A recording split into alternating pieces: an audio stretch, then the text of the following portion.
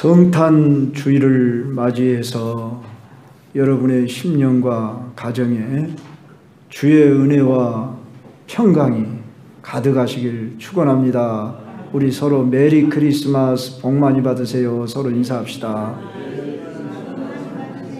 할렐루야. 예. 성탄은 누구에게 기쁨이 될까요? 이런 제목으로 말씀을 드립니다. 현대를 살아가는 지구촌 사람들에게 뉴스 소식은 기쁨의 소식보다도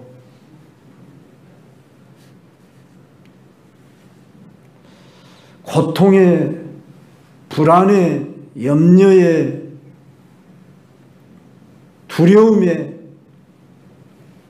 각종 재난, 심지어 세계는 지금 동시적으로 두 군데에서 전쟁의 소식, 참 아비규환에 과연 내 생명이 존재할 것인가 말 것인가 하는 그런 위협 속에서 살아가는 사람들, 가난과 참 질병과 또한 사건, 사고 이런 소식으로 가득 차 있습니다.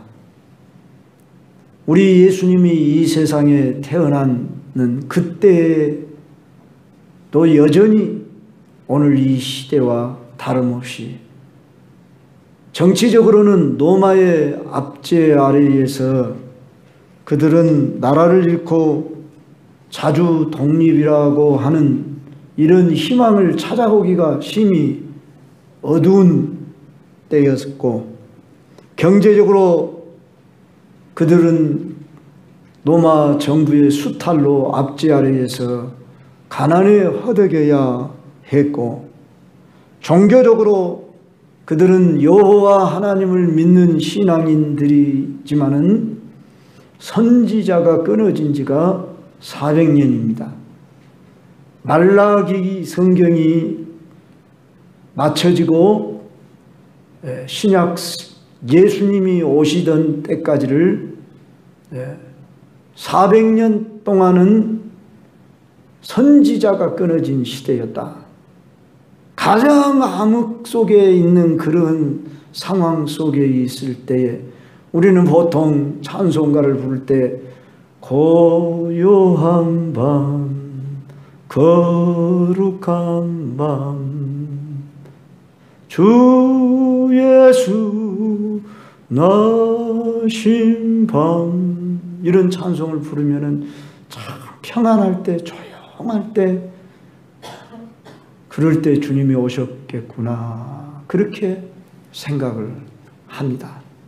그런데 현실은 암담하고 앞이 전혀 보이지 않는 깜깜한 밤과 같은 그런 현실 속에 환경적으로 소망이 없는 그런 시대에 우리 예수님이 오신다고 이사야 9장 1절 2절에도 예언을 해놓은 그대로 우리 예수님이 이 세상에 오셨습니다. 때마침 우리 예수님이 이 세상에 오시도록 하나님은 어떻게 준비하시느냐 하면은 로마 황제 가이사 아구스토로 하여금 영을 내려서 천하에 다 호적을 하라. 천하라고 했을 때는 좀 과장법을 썼지만 로마의 전역에 호적을 하라. 호적을 하려면 본 고향으로 돌아가서 호적을 해야만 한다. 이 영을 내려서 유대인들이 각각 다 그 고향으로 돌아갔고, 임신한 상태 해산할 날이 가까우는 이 처녀 마리아에게서 성령으로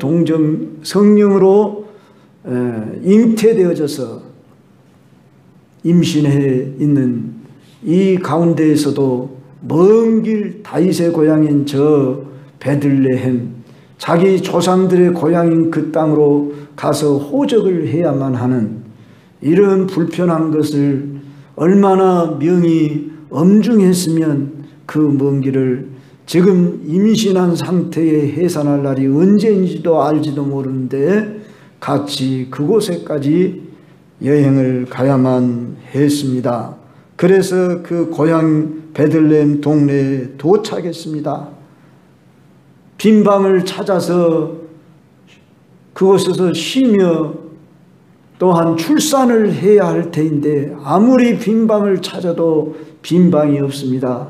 아마 여행객들이 분주해서 그랬든지 너무 가난해서 방을 하나 이렇게 마련할 만한 그런 여건이 되지 못해서 그랬든지 여하간 방을 찾지 못하고 상기를 느껴서 어느 집 마구간에 겨우 그 자리를 빌고 그 자리에서 이제 아이를 놓게 되니 이 요셉은 아마 그 집에 들어가서 뜨거운 물을 데워다가 아마 준비해서 이 아이를 받아야만 했던 그러한 참 우리는 보통 마구간에서 우리 예수님이 태어났다 그러면 목가적인 이런 참 평화로운 분위기 속에서 말들이 있고 참 그런 조용한 그런 장소에서 태어났구나. 물론 낮은 곳에 태어났지만 평화롭구나. 이런 생각이 들지만은 사람 중에 어떤 사람이 말구육간에서 태어났을 뿐만 아니라 태어난 아이를 말 먹이통 구유에다 강보로 싸서 거기 뉘어진 아기가 있겠습니까? 이 아이가 누굽니까? 하늘 영광 보좌 버리고 오신 하나님 자신이 인간이 되어서 이 세상에 오시는데 왜 하필이면 빈방 하나 마련할 길이 없어서 그 마구간에 오셔야만 했을까? 우리가 깊이 생각하지 못하고 찬송도 부르고 기쁘다 구주 오셨네. 또한 말구육간에 오신 예수님을 우리는 축하합니다. 그러지만은 왜 하나님 이 온 우주 만물을 우리가 다 볼 수도 없지만은 그거 한번 보면은 휘황찬란하다고 하지 않습니까? 아폴로 15호를 타고 간 어인 대령이라고 하는 미국의 그 우주선을 탔던 분이 참 우주선에서 창문을 통해 우리 지구를 보니까 축구공만한 파란 아름다운 이 지구 모습을 보고서 참 시편 19편을 읊었다고 하지 않습니까? 하늘이 영광을 선포하고 하는 그 시편 19편 구절을 그가 평소 암송했는데 그 구절을 암송하며 하나님 앞에 영광 찬송을 불렀답니다. 우리가 저 무별을 보면은 셀 수 없는 그 무별의 숫자들이 우리 지구보다도 더 큰 별이 수없이 많은 별이 많습니다. 그런데 그 많은 별들 중에 하필이면 왜 이 지구 땅 그곳을 선택하셔서 또한 인간들 그 형체를 입고서 하나님이 가장 낮은 곳으로 오셔야만 하셨을까? 예수님은 이 세상에 33년 동안 저 갈릴리 나사렛이라고 하는 동네에서 이제 이름도 알려지지 않고 30년 동안 아버지의 일을 이어받아서 그 일에 열심히 하다가 30세에서 그분은 세상에 자기 사명을 감당하기 위해서 요단강에서 세례를 받으실 때에 하나님이 이는 내 사랑하는 아들이요 나의 기뻐하는 자니라 그러고 성령이 비둘기같이 내리셨습니다. 성부 하나님이 하늘에서 음성으로 들려주시고 성자 예수님이 또한 물에서 올라오시고 성령 하나님이 임하시는, 성부와 성자와 성령이 임하는 그런 역사 속에서 공생애를 출발하셨습니다. 그분은 인간의 몸을 입고 오셔서 우리처럼 참 가난을 경험했습니다. 그분은 질병을 경험했다고 볼 수는 없을지 몰라도 연약함을 친히 체험했습니다. 그분은 잠을 못 자면 잠을 주무셔야 하고, 또한 우리처럼 베개를 베야 되시고, 모든 것이 인간의 그 일들을 다 거치시면서, 또한 인간의 고통이 무엇인지, 슬픔이 무엇인지, 아픔이 무엇인지 그분은 아셨고, 특별히 많은 사람들을 볼 때에 불쌍히 여기는 마음이 가득하셨습니다. 이걸 가르쳐 동병상련이라 하지 않겠습니까? 전쟁 때 같이 싸움터에 나가는 사람을 전우라고 그럽니다.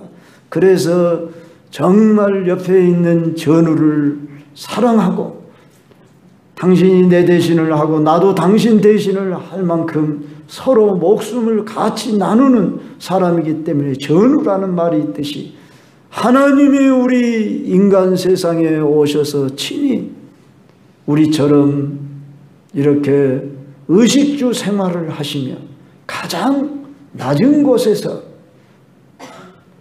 얼마 전에 예수님이 사셨다고 하는 곳이 지하 동굴이었다고 고고학자들이 발견한 그런 이야기가 있습니다. 실제인지 알지는 없었지만은 정말 그런 천한 곳에서 사시다가 그분은 3년 동안 생활하시면서 인자는 머리둘 곳이 없도다 하시면서, 그분은 집 한 채도 없으시고 공중의 새들도 깃들일 곳이 있고 여우도 굴이 있건만은 인자는 머리둘 곳이 없다 하며, 정말 오늘 이 세상에 마치 노숙자처럼 가난한 중에, 그러나 예수님은 큰 능력과 권세를 가지신 분으로서 병자를 고치시고 귀신을 쫓아내시고 억울한 자의 마음을 시원하게 해주시고 병든 자 죽은 자까지도 살리시고 역사하시는 능력의 주님, 주님이 온통 자기 몸을 다 내어주시고 발가벗김을 당하시고 찔리시고 상하시고 매를 맞으신 것은 누구 때문입니까? 이사야 53장 4절로 6절에 그가 찔리면 우리의 허물을 인하며 그가 상함은 우리의 징계를, 우리의 죄악을 인함 때문이라. 우리가 다 양 같아서 그릇 행하여 각기 제 길로 갔거늘 여호와께서는 우리 무리의 죄악을 그에게 담당시키셨도다. 우리는 성탄절 되면은 기쁘고 즐거운 마음에서 이 성탄절을 어떻게 하면 즐겁게 보낼까? 어디 가서 파티를 할까? 누구로부터 선물을 받을까? 뭐 이런 생각을 할 경우들이 종종 있습니다. 물론 나는 쓸쓸하다, 외롭다, 참 그런 분들도 있을 것입니다. 그러나 참으로 우리는 이 성탄절이 어떤 날인가를 다시 한번 생각해 봐야 할 것은, 이 성탄절은 우리 주님이 가장 낮은 곳에 오신 이유는 낮아져야만 우리가 예수님을 기쁨으로 맞이할 수 있다고 하는 이 비밀을 알게 하시기 위해서, 그래서 소수의 사람들만 예수님을 영접할 수 있었고 기쁨을 가질 수 있었는데, 오늘 여기 목자들이라고 하는 이 신분들이 이름도 알려져 있지 않고 밤에 자기 양떼를 지키는 자들이었습니다. 바로 이들이 예수님을 맞이했습니다. 물론 그들이 예수님을 맞이하고 싶어 맞이한 것이 아니라 하나님의 은혜였습니다. 오늘 또 하나님은 어떤 사람에게 찾아올까요? 물론 우리에게 찾아와서 예수님을 맞이할 수 있게 되었는데, 오늘 내가 종교인으로서 살아간다고 한다면 예배는 드릴 수 있을지 몰라도 성탄의 기쁨을 찾을 수는 없을 수 있습니다. 정말로 성탄절이 됐는데 내 마음에 기쁨이 있는가? 왜 나는 예전에는 기쁨이 있었는데 지금은 기쁨을 잃었는가? 한 번씩 점검해 보기를 바랍니다. 그저 무덤덤한 가운데 무엇이 내 마음을 뺏어 버렸는가? 세상의 염려와 근심과 걱정과 불안과 여러 가지 먹고 사는 일, 가정사의 일, 무엇이 나를 기쁨을 빼앗아 버렸습니까? 내가 오늘 주일학교 어린이들 일부러 설교하겠다고 요청하고 주일학생들 다 믿는 자녀들이 대부분입니다. 10명 남짓한 애들 보니까 표정이 전부 다크서클한 것처럼 그러고 있어요. 웃는 아이가 하나도 없어요. 우리 선생님들이 알 거예요. 너나 나나 할 것 없이 애들 마음이 정말 눌려 있어요. 제 마음이 너무 아파요. 오늘 우리들의 모습의 현 주소가 이렇단 말입니다. 그러면 여러분의 마음은 어떻습니까? 물론 겉으로 표정에 무슨 기쁨이 없는데 막 만들어서 웃으란 말은 아닙니다만은 정말 우리는 속에서 올라오는 기쁨이 있으면 우리 얼굴이 표정이 달라질 겁니다. 무엇이 우리의 이 기쁨을 뺏어갔습니까? 왜 이 기쁨이 이루어졌습니까? 제가 1993년도에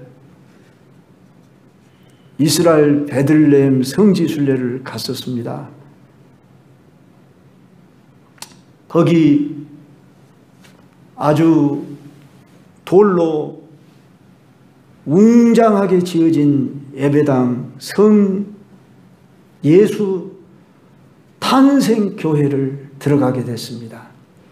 주변에는 벽화가 그려져 있고 막 휘황찬란한 그런 모습이 있는데 이제 예수님 나신 곳을 우리가 직접 보러 간다 보니 긴장이 되고 호기심 가운데 찾아가게 됩니다. 그런데 거기를 들어가는 문은 한 사람밖에 들어갈 수가 없고 허리를 굽혀야만 들어갈 수 있게끔 그렇게 만들어 놨었습니다. 그래서 허리를 굽히고 겨우 한 사람만 들어갈 수 있는 그 문으로 들어가서 예수님 나신 곳은 대리석으로 별 모양으로 휘황찬란하게 다 꾸며놨습니다. 그런데 들어가는 문이 작고 혼자만 허리를 굽혀야만 들어갈 수 있는 그런 문으로 만들어 놓은 것입니다.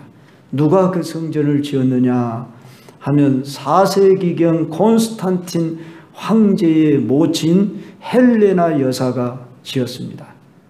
주후 313년에 콘스탄틴 황제가 기독교를 공인하게 됐는데 그 어머니 헬레나 여사가 예수님을 영접함으로 인해서 그 아들 콘스탄틴 황제가 이제 예수님을 믿고 우리 로마 전 천지는 다 기독교 나라로 공인한다.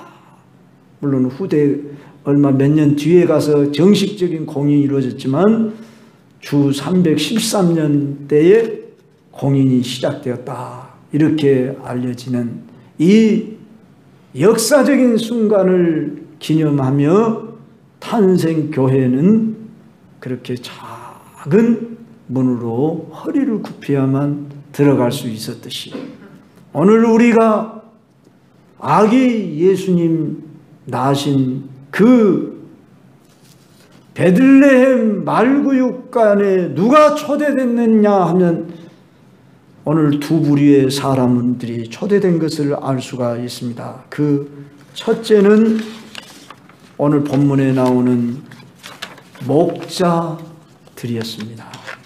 이 목자들이란 그때 당시에 가장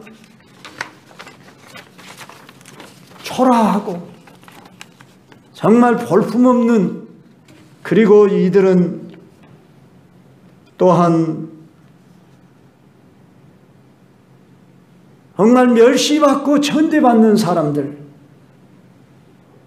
처음부터 그렇게 목자가 천대받는 사람이 아닌데 로마가 그들을 지배한 때로부터는 로마 사람들이 가장 싫어하고 무시하는 직업이 양치는 직업이었답니다. 그런데 이 양치기들은 주인의 양을 치는 자들로서 참 그들은 평생 그렇게 살다가 이름도 기억된 바가 없는 사람들로, 이들은 성전 제사도 마음대로 드릴 수 없고 법정에도 나설 만한 그러한 지식도 없고 인격도 대접을 받지 못하는 이런 사람에게 우리 주 예수 그리스도 나으심이 그들에게 전달된 이유를 우리는 한 번씩 생각해 봐야 할 것입니다.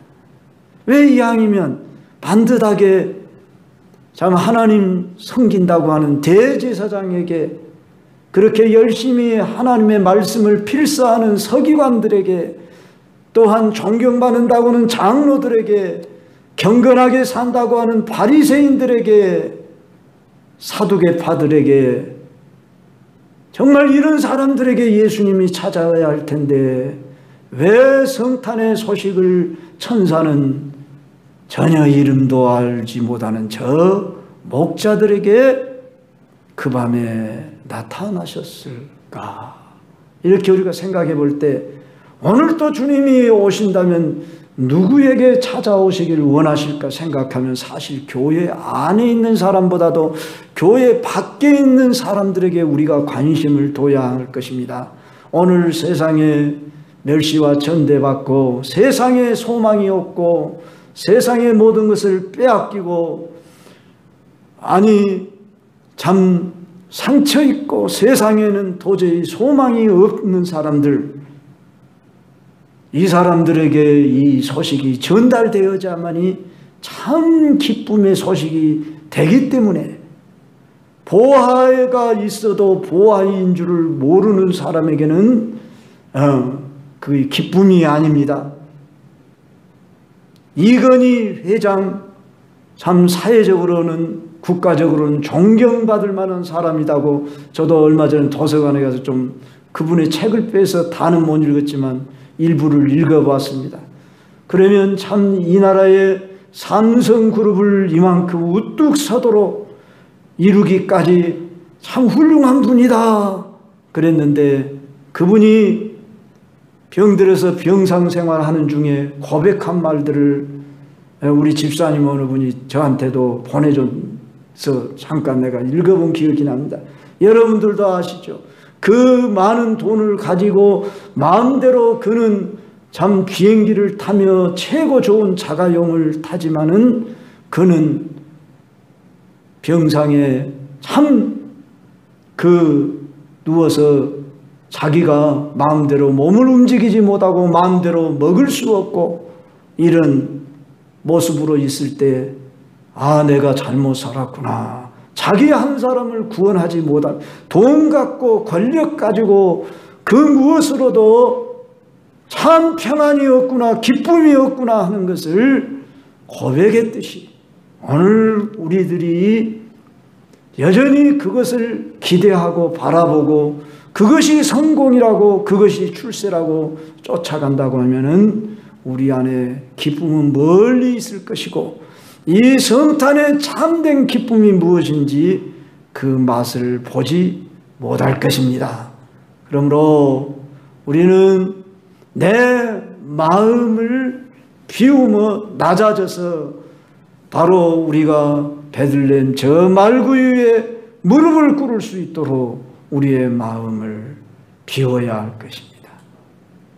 낮아졌을지라도 더 낮아져서 정말 주님, 나 모든 걸 비웠습니다. 주님, 내 마음에 구유를 만들어 주셔서 주님 찾아와 주십시오.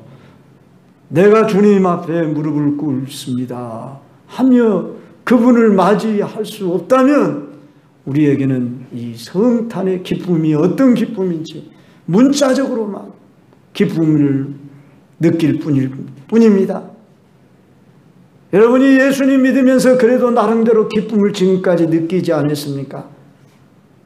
그런데 성탄절이 와도 전혀 감각이 무뎌지고 기쁨이 없고, 물론 우리가 어린아이처럼 막 뛰놀자는 말은 아닙니다.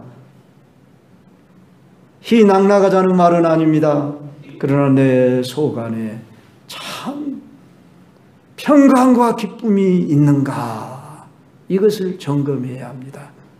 그런데 나에게는 왜 평강과 기쁨이 없을까? 그러면은 내 마음을 비우지 않고 낮아지지 않았어.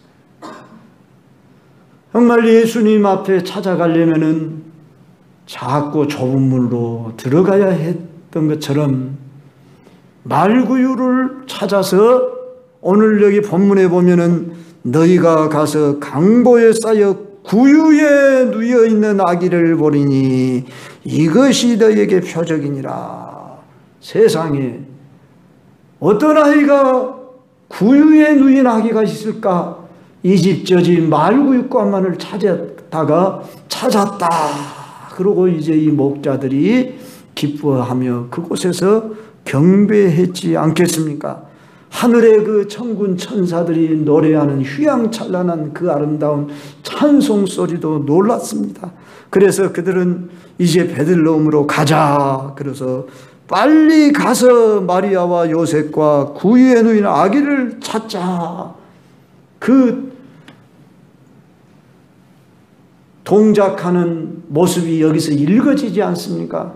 하늘의 그 천군 천사들의 휘황찬란한 영광의 찬송 소리를 들었기 때문에 만왕의 왕이신 그분을 우리가 맞이하러 가자. 그러고 그들이 뛰는 그 기쁨 얼마나 컸겠습니까? 그리고 아기 예수를 보았을 때 얼마나 기쁨이 가득했겠습니까? 오늘도 우리에게 이 기쁨이 있으려면 두 번째로 생각해 봐야 할 우리의 기쁨은 구원을 간절히 기다리며 사모하고 있는 자에게 찾아오셨다는 사실입니다. 그러면 그 자는 누구냐? 그러면 우리 오늘 장로님이 기도하셨는데 시므온과 안나라는 사람입니다. 시므온이라는 노인이 그날따라 성전에 들어와 있는데 우리 아기 예수님이 40일 지난 후에 결례를 행하려고, 정결의식을 행하려고, 남자는 태어난 지 40일째, 여자는 태어난 지 80일째가 되면 정결례식을 치러야 합니다. 예수님 아버지와 어머니 요셉과 마리아가 가난한지라 양 한 마리도 드릴 것이 없어서 비둘기 한 쌍을 들고 예물로 드리면서 예수님을 이 성전으로 데리고 들어오는데, 시므온이 평소 어떤 분이라고 그랬습니까? 그는 경건한 중에 이스라엘의 위로를 기다리며 성령이 그 위에 머물러 있던 사람이라고 그랬습니다. 그래서 그의 영안이 밝아져서 그는 예수님을 보자 이자가 메시아다 하고 자기 품 안에 안고 하나님을 찬송하며 예언했습니다. 안나가 있습니다. 그는 84세가 되도록 그는 성전을 떠나지 아니하고 금식을 주야로 하듯 하고 7해 동안 남편과 살다가 이제 남편이 돌아가셔서 과부가 되어서 평생 성전에서 기도를 이렇게 늘 하면서 지내다 아기 예수님을 메시아로 알아보고 축하하며 찬송했습니다.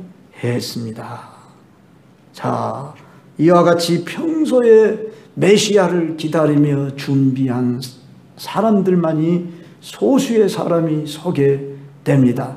그러면 이들이 메시아를 만났으니 그들의 삶이 완전히 달라져 버리고 문제가 해결돼 버리고 새로워져 버린 것이 있습니까? 그날 본 것, 예수님 축하한 것, 그것 물론 그 기쁨이 떠나지 않았겠지만 그들 삶은 여전했습니다. 예수님 30년 뒤에서 이 세상에 나타나셔서 메시아로서 그리스도로서의 그 일을 감당하기까지 전혀 세상은 변화된 거 없었습니다. 더 칠흑같이 암담했을 것이고 시몬도 안나도 죽었습니다. 또한 예수님보다 6개월 먼저 태어난 세례 요한의 아버지 사가랴, 그의 어머니 엘리사벳도 예수님의 오심을 바라보고 기뻐했지만 그들도 이 세상을 떠났습니다. 성도 여러분, 우리가 예수님 믿고 나면 무엇이 그냥 당장 내가 원하는 문제들이 풀려져 버리고 아팠던 것은 다 나서버리고 낮은 신분에 있는 사람은 높은 신분으로 올라가 버리고 모든 일들이 앞에 척척척척 풀려져 버리고 해결됩니까? 전혀 성경은 그렇게 말씀하지 않습니다. 그런데도 그들은 기뻐했습니다. 감사했습니다. 기뻐하다가 그들은 이름 없이 이 세상을 떠났습니다. 자, 드디어 예수님이 30년 후에 공생의 생활을 하시는 분으로 이 세상에 나타나셨는데 그분이 사역을 하시는 곳은 그리 멀지 않는 유대 땅 지역과 사마리아, 겨우 우리나라로 말하면 경기도와 강원도 정도 되는 이 정도 땅을 다니시면서 3년 동안 그분은 사역을 하시다가 십자가 지시고 운명하셨습니다. 정말 실패한 인생같이 보여졌지 않겠습니까? 그런데 그분은 부활하셨습니다.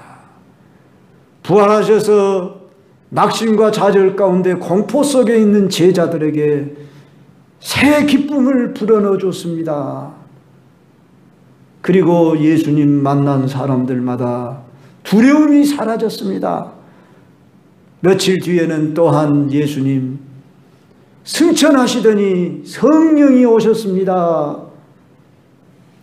그래서 오순절 성령이 강림하자 120명이 마가다락방에 있다가 세상이 알지 못하는 기쁨, 두려움이 사라지는 용기가 가득한 기쁨, 그 기쁨 어디서 왔는지, 그 기쁨으로 말미암아 교회가 탄생해서 이제 그들은 죽음이 두렵지 않았습니다. 베드로의 설교를 들어보십시오. 이제 예수님 만난 사람들 그들 안에 있는 가장 큰 정서 감정이 기쁨이었다 그 말입니다. 바라기는 우리 사랑하는 광주 경성교회 여러분, 저와 여러분이 예수님 믿는 사람이라면 다른 것 모든 것 다 없어도 나는 기쁨이 있습니다. 다른 것 모든 것 다 빼앗겨도 나는 이 기쁨을 빼앗길 수 없습니다. 이렇게 여러분들이 이 기쁨을 간직해야 합니다. 무엇 때문에 기뻐할 수 있습니까? 예수님이 나의 생명이 되기 때문에, 구원이 되기 때문에. 그래서 기독교는 순교가 가능한 것입니다. 기쁨으로 그 길을 다 믿음으로 간 선배들의 간증입니다. 증거입니다. 성도 여러분, 오늘 우리들은 이 기쁨을 소유하려면 예수님을 바라봐야 합니다. 덴마크의 코펜하겐이라고 하는 곳이 있는데 그곳에 예수님의 초상화를 그렇게 잘 그렸다고 그래서 많은 사람들이 그곳으로 몰려들기 시작했습니다. 유명한 화가인 자신도 그 그림을 보고서 아무리 봐도 작품이 신통치 않은 겁니다. 이런 식으로 그림을 그리면 뭐 전혀 감동이 안 오고 이거 별로 그렇게 감동할 만한 그림이 못 된다고 옆 사람한테 이야기를 하니까 그 그림을 감상하시려면 무릎을 꿇고 올려다 봐야 됩니다. 그래서 정면으로 보던 자세를 바꾸어 무릎을 꿇고 이렇게 예수님 초상화를 바라보니 한없이 그 초상화에서 느껴지는 그 참 세상에서 줄 수 없는 기쁨과 확신이 밀려오며 사랑이 밀려왔더라 하는 이야기가 있습니다. 성도 여러분이요, 오늘 우리는 이 성탄절 주일을 맞이해서 내 마음의 기쁨, 세상이 주는 기쁨은 일시적인 기쁨, 조건적인 기쁨입니다. 그것은 조건이 갖춰지지 않으면 또 사라질 것이고 말 것입니다. 그러나 영원히 사라지지 않는 그 기쁨을 우리가 누리려면은 우리가 말구유를 찾으며 그 말구유에 무릎을 꿇을 수 있는, 참으로 내가 더 마음이 가난해지고 비워지는 나의 어떤 세상의 바람이나 그런 것을 다 내려놓고 오직 주님, 왜 당신은 하늘 영광 보좌를 버리시고 이 낮고 천한 곳에 오셨습니까? 그 예수님, 나도 맞이할 수 있도록 나를 비우기를 원합니다. 낮아지기를 원합니다. 그리고 여러분들이 낮은 자리로 나아가시길 바랍니다. 그러면 어디서부터인지 알지 못하는 참 기쁨이 솟아날 것입니다. 세상이 주지 못하는 위로가 여러분 앞에 밀려올 것입니다. 평강이 밀려올 것입니다. 저절로 여러분 안에서 찬송이 울려 퍼질 것입니다. 이런 역사가 가득하시길 주님의 이름으로 축원합니다. 아멘.